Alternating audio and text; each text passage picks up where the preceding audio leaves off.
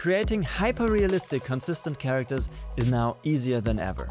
All you need is one input image in any style, and my workflow will automatically generate the perfect dataset. High-resolution upscaled images in different settings and poses, complete with detailed captions. If you want, you can even load in pose references or dress your character using the virtual try-on section of the workflow. All of this is based on entirely free open source models that you can run on your own computer. And by the end of this tutorial, you'll know how to create perfectly realistic humans or stylized characters, how to train your own LoRA models of these characters if necessary, and how to generate extremely realistic and perfectly consistent HD or even 4K videos of your characters all locally on your own computer. So make sure to subscribe and let's get started. Alright, so this is made possible by the new instruction-based image models like Seedream 4 or NanoBanana by Google. These models let you input one or multiple images and then say something like, hey, show me a side view of this character, or put this character in this scene. And this works really well, but these tools are heavily censored, generating images can be a bit tedious, and it can get expensive since these are closed source commercial tools. So let's look at the free option, Gwen Image Edit. This is an open source model by Alibaba, and it lets you merge different characters into one scene, put characters in all sorts of different backgrounds, make them wear all kinds of clothes, or even extract poses from one image and then apply them to your characters. Here I'm using my free Gwen image edit workflow for ComfyUI, and I'm going to show you how to set it up in a minute, but first let me show you how easy it is. All you need to do is just drag and drop in the images that you want to reference. So let's say we want to marry these two characters, and maybe you remember this guy. This is Hans Schmankerl from my first ever consistent character tutorial. And then you just need to connect them to this text encode node here, like this. And then you can write a simple prompt in natural language. They are holding hands, getting married, wedding photography, Pixar style. Let's do that. This worked perfectly. They're holding hands. And now let's make them kiss. I just change out the prompt to create an extreme close-up of the faces. The characters are kissing. And now I'm going to use only one reference, the image that we just created. Let's see what happens. Well, that's an awkward kiss. Eyes are closed.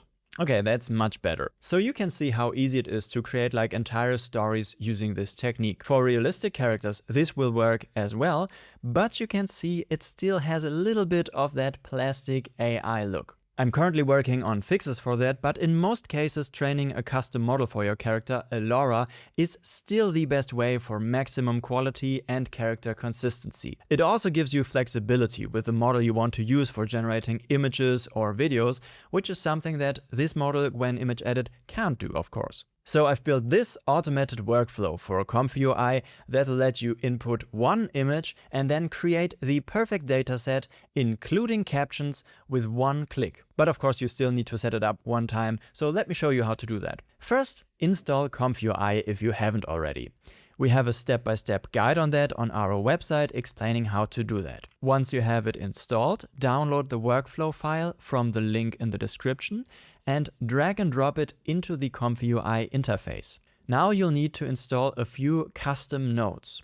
To do that, simply go to the ComfyUI Manager, click Install Missing Custom Nodes, select all of them and install. Restart ComfyUI and the workflow is here. Now we need to download the required models for this workflow, and you can find all of them to the left here in these yellow boxes. It shows you the link where to download this model, and it will also tell you where to put this model in your ComfyUI folder structure. Right here, I just copy the link. And to make sure this workflow works for most of you, I'm using the GGUF version of the main model here. GGUF is basically a way to compress the model size, make them smaller at the expense of some quality. And you want to select the version that comfortably fits within your GPU's VRAM. I have a 4090, so I could easily use the Q8 version or even like the full FP8 version. But to show you what kind of quality you can expect, I used the Q5 version for this whole workflow, and all the demonstrations, everything you've already seen was made with the GGUF Q5 version. So download the version you want to use, go to your ComfyUI folder, models, in this case UNet, and I created an extra folder called GGUF. and I put my GGF versions in there. You don't have to create this folder, but in any case, make sure once you copied it there to click R to reload the ComfyUI window and then select it again here in this node. And this is basically the step that you're going to do for all of these models. And these are the models for the first part of the workflow where you generate all the images. This second part here is the Dataset Creation group, and this will create the captions and the upscaled images of your character. For this, you also need a few models, and you can also find them in the notes here. These are direct download links, so you can just click and you can see the model starts downloading. I already have that, so I cancel it. And then you need to put it in the right location. Again, check if you have the correct model selected. This model should download automatically once you first run the workflow. And this one right here, the ultra sharp, you can get that in the ComfyUI Manager. So just go to Manager, Model Manager, and search for ultra sharp, and there it is. And then you can just click install, refresh ComfyUI, and you have that. Okay, so now we can start using this workflow. We're going to work from top left to bottom right. So let's start at the top left here. First, we need to input an image, and you can just drag and drop that in there. And this could be an image in any style. Next, you want to come down here, and you have the option to create a prompt here for the character. The default is make an image in this style of the character. That will work fine in most cases, but maybe if you have like a stylized character, it would make sense to name the style here. Next, and this is really important, you need to give your character a name. This will also be your trigger word for LoRA training, more on that later. But it will also be the name of your output folder where all the images that you create here will be saved out to. It doesn't have to be something as cryptic as I'm using here, but make sure to use something that is unique. That's pretty much all we need to do. Let me just click run, and then I explain what happened. And now it's done, so let's check what happened here. Let's start at the top left here. You can see it created a character turnaround sheet. The problem is with the GGUF versions, it will sometimes double the poses here. But that's not that big of a deal because we're generating all these poses separately later in the workflow. But what is important in this group here is that this is an opportunity to add additional clothing detail for your character. Think about this. You're only giving a part of your character here. So somehow the model needs to know what the rest should look like, right? Just add that right here at the end of the prompt. I added wearing chunky sneakers because otherwise she would wear black shoes and I just wanted her to wear sneakers. Then the different views of this character are created based on these prompts. Feel free to change these prompts. They're not set in stone. You can refine them if you want. All of these groups are modular. So what you can do if you need more images, you can just copy like a group like this here and change the prompt. So maybe let's add a prompt like this, run the workflow again. And you can see it remembers that all of these groups are already calculated. So it will start right here at the new group that you just created. And it created this beautiful image right here. Let's move to the bottom row here. To the left here, you can see that different emotions of your character will be created. And you can change them by just changing the slider here. Let's make her say ah and lower her eyebrows. Click run again. And you can see we changed the emotion. These emotions will be applied to your portrait image that we created up here in front of white. But if you want, you can come in here to the get close-up group and switch the image out. And we could, for example, load in the input image and click run. And then it will do the same process, but with our input image.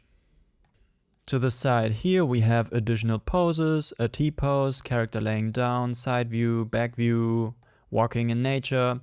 And then we have these green groups here. The left one is the virtual try-on group.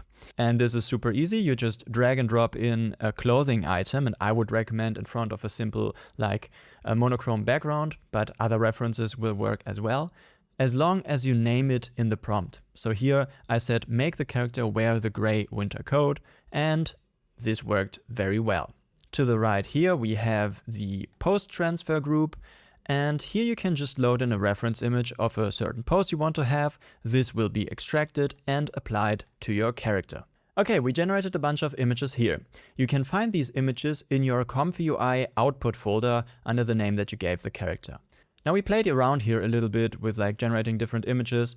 Maybe you want to use all of them for your dataset. Maybe you only want to use these images that are currently displayed, and to save out only them, we just need to change the name of the character. That's why I always add this number here. Click run again, and it will create a new folder in your ComfyUI output folder with only the current images in there. It's important that you run this workflow in 2 parts. So first, generate the images, and then come down here and click this button right here, Dataset Creation.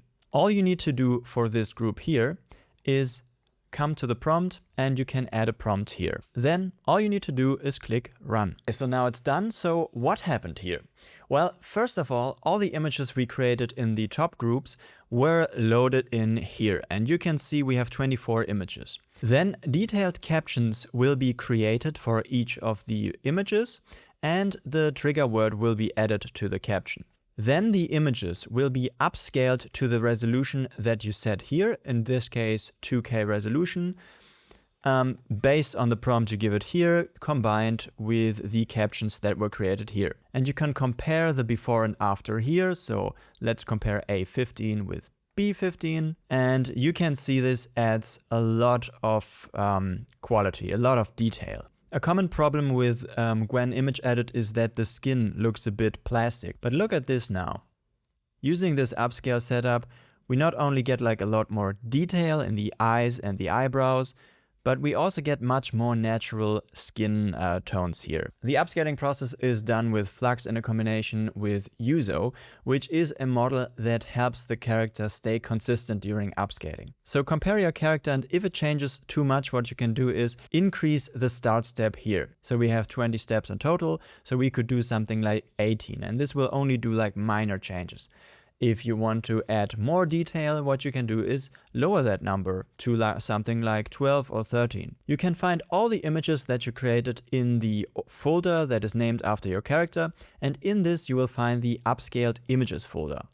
And this is your full character dataset. We have all the individual images, and then next to that we have a file with the same name with the caption for this specific image. Now with this dataset, it is super easy to train your own LoRA for pretty much any kind of AI model. A LoRA is basically a small add-on model that gives more context for a character, location, or anything that you train it on. In my last video about creating consistent characters, I showed you how to train a LoRA for the Flux image model using Flux Gym. Flux Gym is super easy to install using Pinocchio, a tool that lets you install AI tools with one click.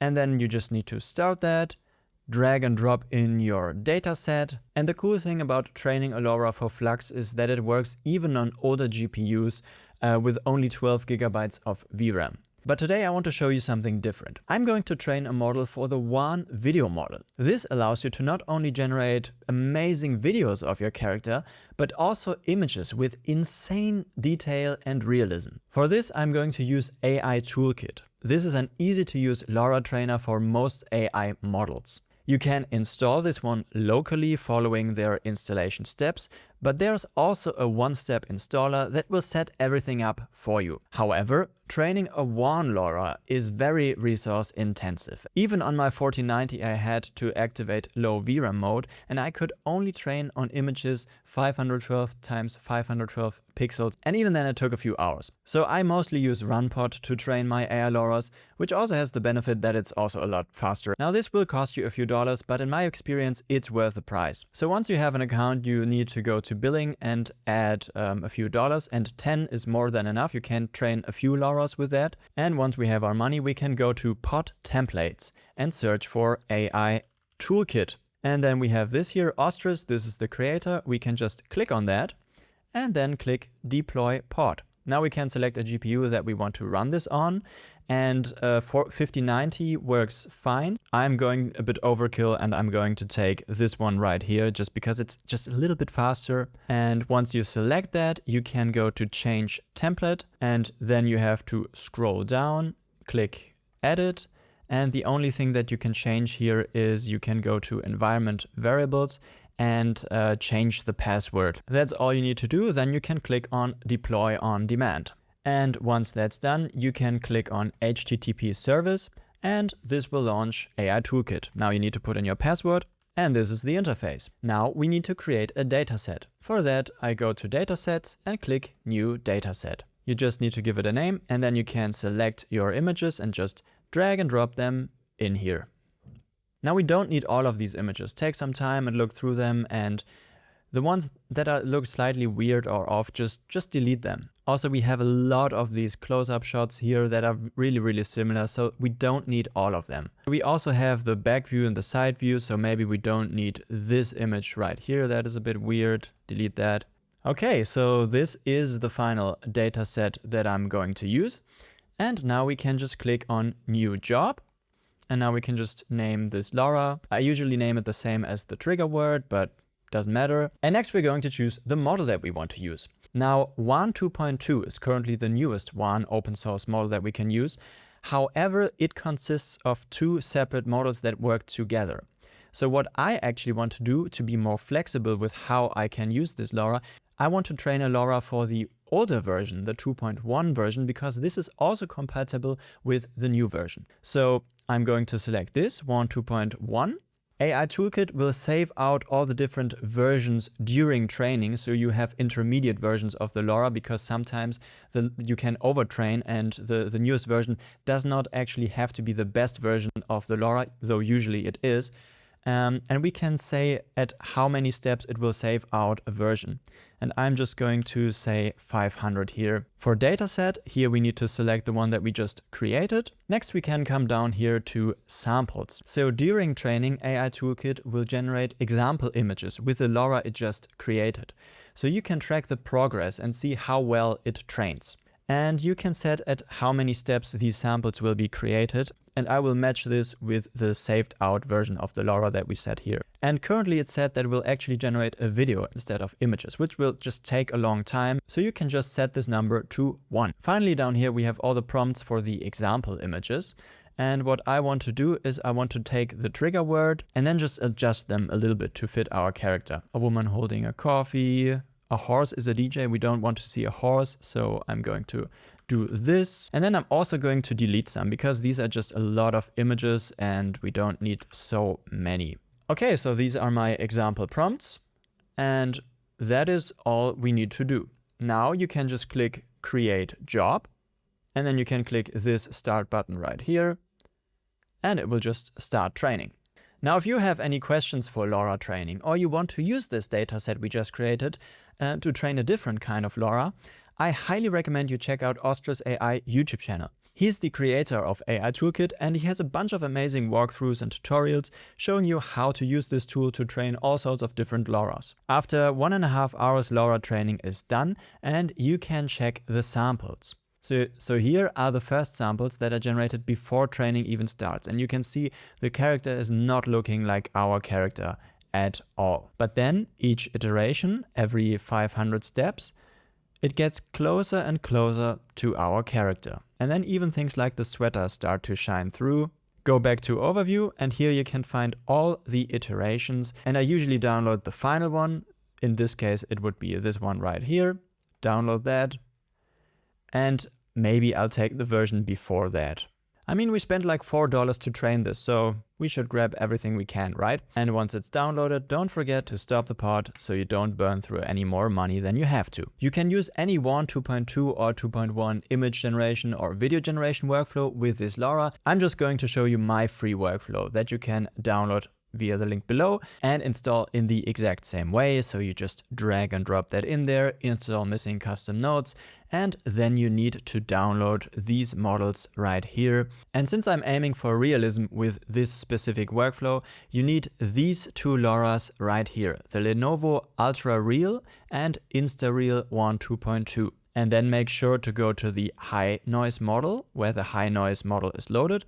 And here we want to load in our character LoRA. So this is just the one that I downloaded from Runpod. So now we're going to the low noise model. And here again, we are using the same character LoRA that we trained. Now, all you need to do is create a detailed prompt like this. So I have my trigger word here for the character, and I just have basic descriptions of my character and the style that I'm going for. And in the end here, you can see InstaReal and Lenovo. These are the trigger words for these two LoRa's right here. Then there are the samplers. Currently, you don't have to change anything there. And then I also added this post-processing group right here. This will add chromatic aberration, and this just means that the color channels are a bit separated, creating this imperfect look around the edges here. It just makes it a bit more realistic. Next, I'm artificially sharpening the image a little bit. You can deactivate that if you don't want, using Control B. I have a little bit of bloom, so bright parts of the images will glow a little bit. And then finally, and most importantly, we add a little bit of grain. And this just really helps to make it more cinematic. If you have a prompt that you like, you can just change the seed and hit generate again. And now we have a different variation of this image. Also looks really, really good. Since these prompts are so long, it might be helpful to use a large language model to help you with prompt creation. So I just copied in the prompt and said, use this prompt structure to put this character in different situations, highlighting different kinds of framings. And now we can just copy over this prompt and see what Claude wants to create for this character. So now we have something like this. Now these images look really cool, but they take some time to generate. But there's actually a way to reduce that time by a lot. And for this you can use these LightX LoRa's. There's one version that lets you generate images and videos with only 4 steps. Right now we're using 30. I personally like to use this one still. So download this, and then you need to load that in right here in both the high noise and the low noise LoRa. And now you can actually set the maximum steps to 8. In the first sampler, we want to stop that at 3. We need to put the CFG to 1. Do the same thing here. Steps 8, CFG 1. And start at step, we want to put in 3 here. And now using Control B, we're going to activate this right here. So let me just run that. So instead of 162 seconds, this only took 53 seconds. And it still looks pretty great. Now the cool thing is that WAN 2.2 is actually a video model, so we could use this exact workflow to also create videos of our character. All we need to do for that is increase the length right here to maybe like, let's do 41 frames. And of course, we don't want to save images. Instead, you could just add like a video combine node like this. And I'm going to bypass these effects right here. And now we could take this prompt, ask Claude in this case to rewrite the prompt to be a video prompt like this. And now we can run this and it's done. And we have a pretty cool video with a very interesting camera move, but it's actually pretty close to what Claude had in mind. So I guess it worked really well. Now, of course, you don't have to switch out all these nodes in the image workflow again. I prepared a free video workflow for you as well. This is already pre-configured, so you can just load in your character LoRa, the other LoRa's, put in a prompt, and yeah, generate video with it. And now is a good time to mention that I also have advanced versions of this and all the other workflows that I showed you today on my Patreon. These feature extra upscalers and other experimental features for maximum quality. However, for all the demos that I showed you today, I only used the free version, so they are enough to try everything out. As an additional thank you for your support, you'll also get access to all the LoRa's that I trained, the datasets I used, including the prompts, and you'll also get access to our amazing Discord community. So thank you for making these videos possible, and let's take a quick look at the advanced video generation workflow that I used to generate 4K videos of my character. So this workflow is very similar, but it features an upscaling setup that will break down the video into small parts and then upscale each one by one, keeping VRAM usage pretty low. So yeah, this was how I was able to generate these 4K videos. So don't forget that even though I showed you this realistic character, using this workflow I showed today, you can generate all kinds of styles and characters. So have fun generating and feel free to tag me in your work. I always love to see what you come up with. Thanks again to our lovely Patreon supporters who make these videos possible. If you want to get access to the exclusive example files, advanced workflows, and Discord community, consider supporting us, and see you next time.